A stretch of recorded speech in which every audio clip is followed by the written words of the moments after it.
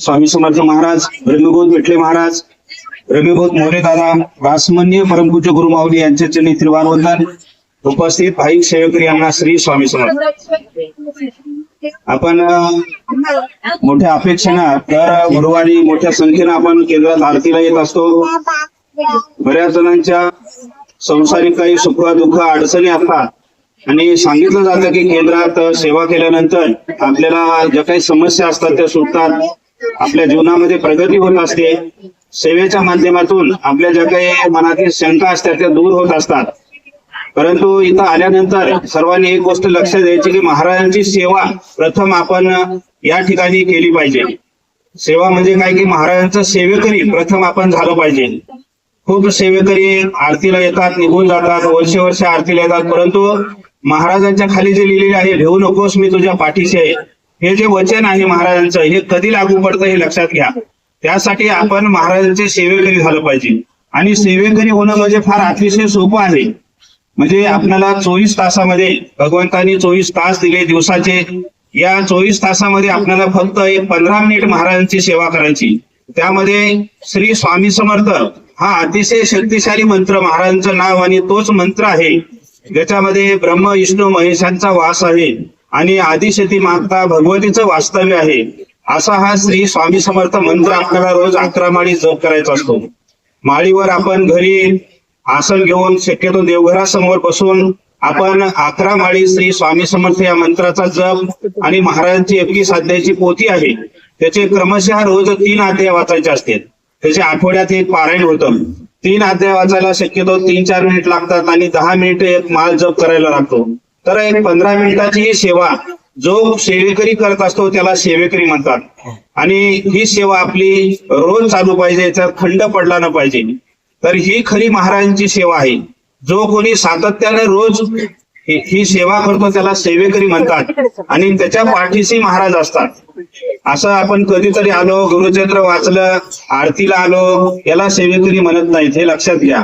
24 तासामध्ये आपली कधी न चुकता 11 माळी महाराजांचा जप आणि 3 अध्याय झाल्याच पाहिजे.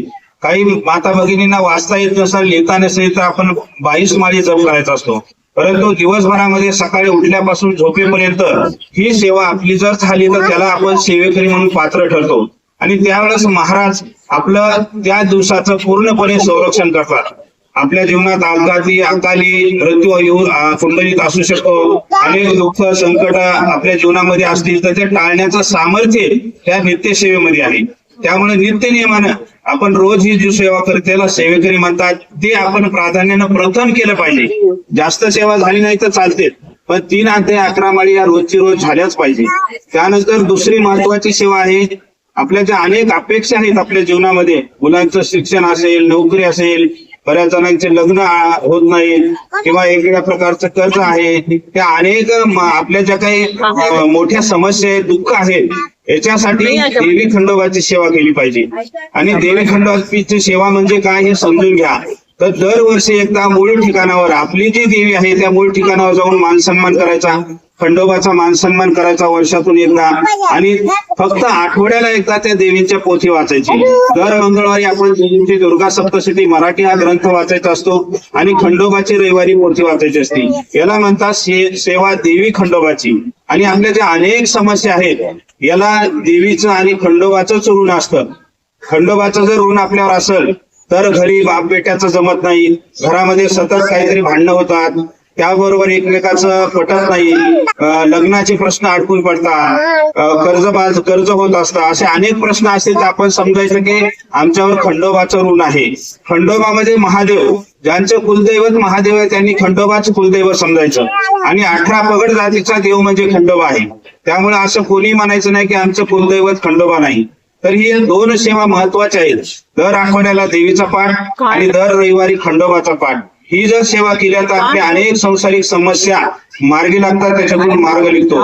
ही अत्यंत महत्वाच्या 2 सेवा आहेत. या सेवा आपण कधीच सोडायच्या नाही, या सेवा सातत्याने चालू ठेवायच्या.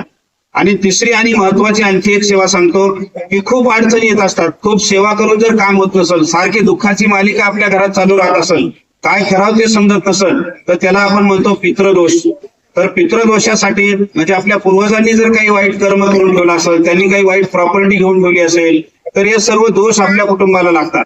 मग आपल्याला अनेक दुःख समस्या येतात. तर अशा वेळेस अतिशय साधी सोपी सेवा सांगितली की दर एकादशीला छोटं भागवत पारायण करायचं. साधं 1 तासाचं भागवत असतं. आपण जर दर एकादश धरून जर ते भागवत पारायण जर केलं तर आपल्या कुळाला लागलेले शाप, ताप, टळटळाट, दुःख, बुडीताची प्रॉपर्टी, भ्रष्टाचाराची प्रॉपर्टी याच्यातून आपल्याला थोडासा मार्ग निघतो.